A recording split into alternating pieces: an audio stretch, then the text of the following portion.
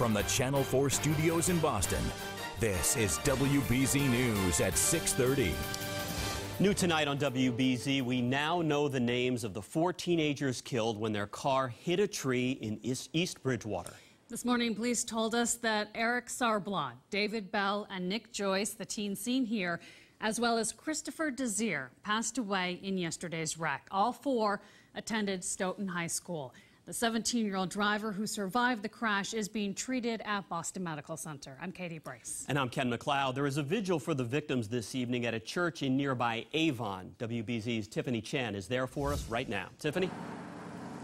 Ken and Katie, it's been an emotional afternoon for these high school students who are mourning the loss of 4 of their own.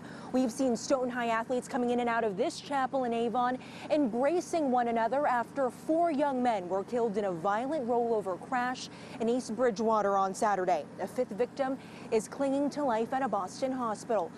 Grace Chapel opened their doors to let these teens pray together, giving them an opportunity to reflect on the victims and to begin the healing process. Several students and their parents were moved to tears during the service. One Stoughton High graduate tells us it's heartbreaking to lose not only 1, but 2 of his friends, all the boys being described as promising athletes. David Bell, Nick Joyce, 2 great friends of mine.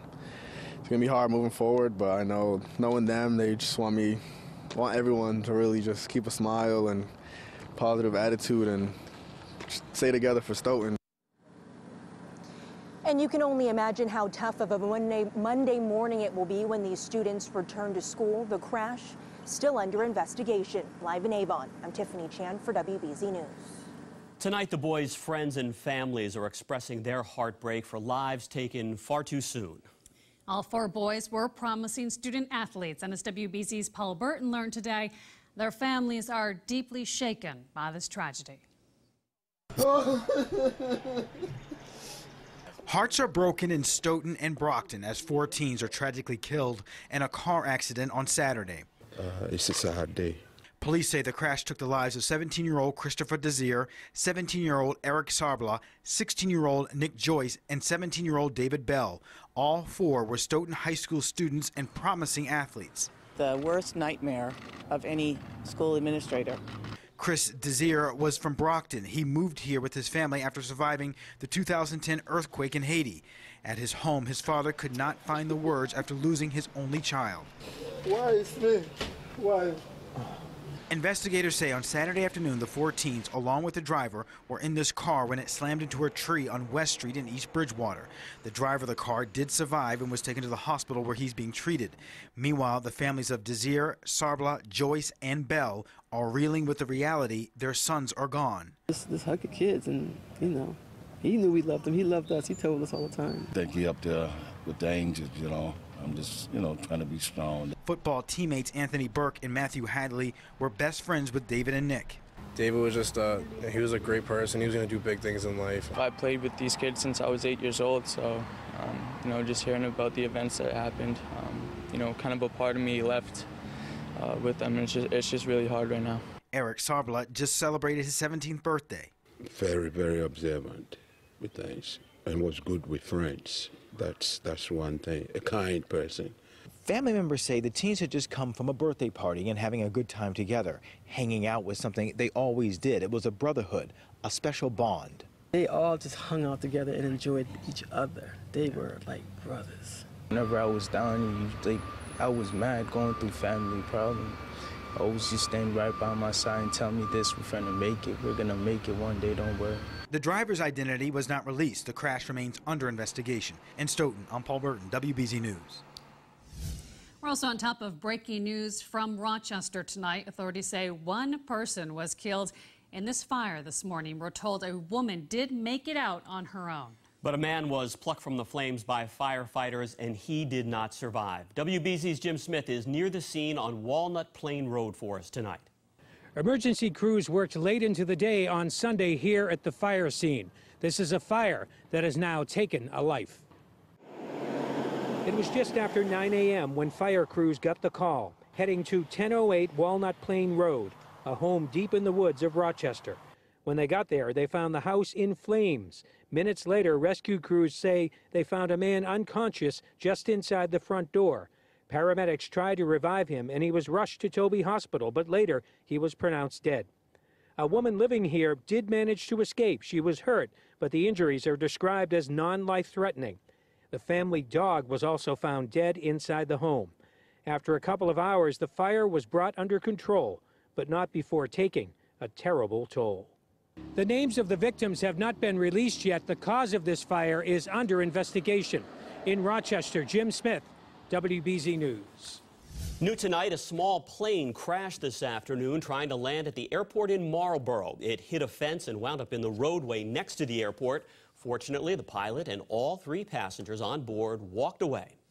The rain managed to hold off long enough for a parade today in Mattapan. The annual Haitian Unity Parade kicked off in Mattapan Square this afternoon and made its way to Talbot Avenue. Boston Mayor Marty Walsh joined the celebration of Haitian American heritage and community empowerment. Barry Burbank is here now, and Barry, it looks like we're in for some clearing skies now. Yeah, the sky's going to clear up tonight. It's going to be more comfortable later tonight, Katie, and it looks like a beautiful day tomorrow. We touched 80 in a few spots today. It felt summery because it was so humid out there, and that actually helped to trigger a few showers this afternoon, as we suspected, with a little bit of lightning in a couple spots south of Boston. But there's the cold front now. It's heading to the south. The air is still humid behind the front. These dew points, mid-60s and even upper 60s. That's reflective of very high humidity, but they're going to be dropping. Watch the humidity drop, drop, drop, drop. So by tomorrow morning at 7 o'clock, it's going to be super dry air with dew points down in the 30s. And air temperatures when you head out to, tomorrow morning around 6, 7 o'clock will be in the 50s in Boston, but upper 40s and lower 50s in many of the suburbs, and a nice recovery back to the upper 70s, matching the temperatures that we had today. The difference is we're going to have a completely sunny sky, and the humidity will stay on the low side. It'll be warm all across the nation tomorrow, a lot of 80s, but it'll be chilly in Chicago there. And what we have coming is this cold front that'll introduce the nice dry air for tonight, and the sky will be clearing out. Look how it gets nice and clear and beautiful for tomorrow. I rated a perfect 10 for tomorrow. Check out the forecast. It's going for 79, ample sunshine, a few films of high clouds late in the day, that's all.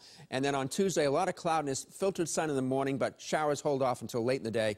Most of this week's going to be on the warm side, though, especially late in the week. Not quite confident how the holiday weekend's going to shake out yet, but at least it looks warmer and more summery than it did this morning. We'll have to see. It's probably going to do some zigging and zagging as we go through the week, but hopefully it'll be good for the weekend. That's it, Katie and Ken. All right, Barry, thanks. Unfortunately, the Celtics were not a perfect 10 last night. After looking so good in games 1 and 2 against LeBron and company, the C's laid an egg last night. That's a nice way of saying it. WBZ's Dan Roach is live in Cleveland, and Danny, hopefully the C's can get things back on the right track tomorrow night.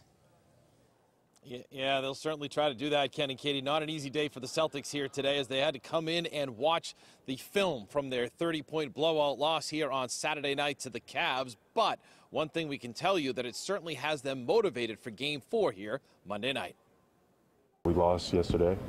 We come out tomorrow with the right mindset, with the right attitude, forget about what we did yesterday, play a whole new game. We'll be all right. How much do you use that as fuel, though, Jalen, from what you guys, the tough one last night?